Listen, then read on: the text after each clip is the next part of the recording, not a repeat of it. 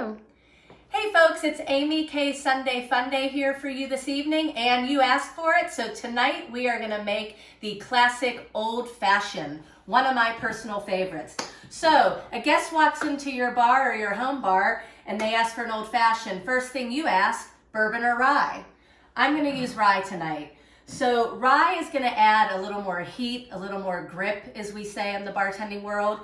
If you want to do bourbon, it's going to be more round, a little more almondy, but either or is good. It's your taste, your preference. So first things first, bourbon or rye. Then you're going to use some Angostura bitters. Then you're going to use some simple syrup. Now the simple syrup is key. Traditionally back in the day, barkeeps would take their sugar, they would muddle it in the glass, pour the ingredients. It takes hours and hours.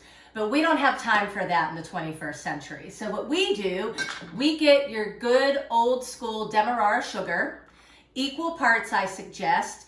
Just melt it up, use a quart container if you will, shake it, shake it, shake it until it gets nice and smooth.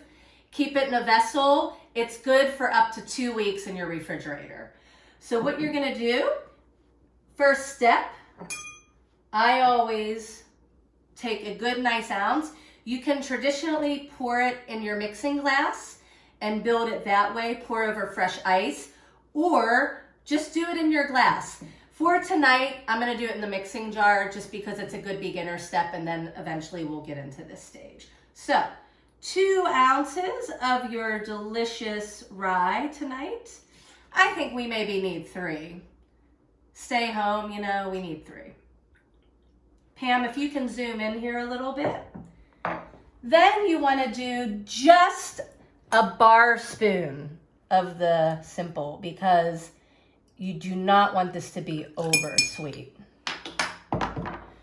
Angostura bitters. Now, please be careful. Bitters is an amazing thing, but you don't want to kill the drink with bitters. You want to keep the balance, keep it flowing. So just 3 dashes. 3 is even sometimes too many. 2 is traditional. We're going to do 3. 1, 2, 3. Also, sometimes a good friend of mine, Brian Bartles, hey Brian, he likes to do his bitters right at the end. Finish the drink, don't even stir it, your preference. So now we're going to take some ice.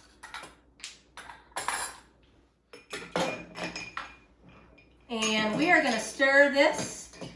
Like I said in my martini video, about 30 seconds. Sing your favorite song, la la la la, maybe a little Frank Sinatra. Pam, if you can zoom in one more time. We're almost ready to get you these finishing touches. So one thing I mentioned too in my last Instagram story, architecture is a key for Old Fashions. You want to have that ice nice. So I'm going to use a traditional 1 cube because the worst thing in the world is to have an Old Fashioned and you're just having ice hit your teeth. So we are just going to pour this right over. Oh, look at that. It's like Don Draper wants to be here right now. We are going to garnish. Traditionally, old school, folks like to do a cherry. We're going to do all 3 tonight. Orange peel. Pam, zoom in here for me. Remember, always be careful. Just move your wrist so you don't cut off your fingers. For an orange zest, you want to zest on top and get the rim because it's going to get all that lovely juice on your lips. Lemon, you just want to peel, but you just want to zest it over. You do not need to hug the rim with this. I used to call these bunny ears. And there you go, folks. It's your Don Draper Old Fashioned. Please follow my link at Amy K Sunday Fun Day for all the latest videos. DM me, comment, any suggestions, any thoughts to make these even better. Stay safe, stay home.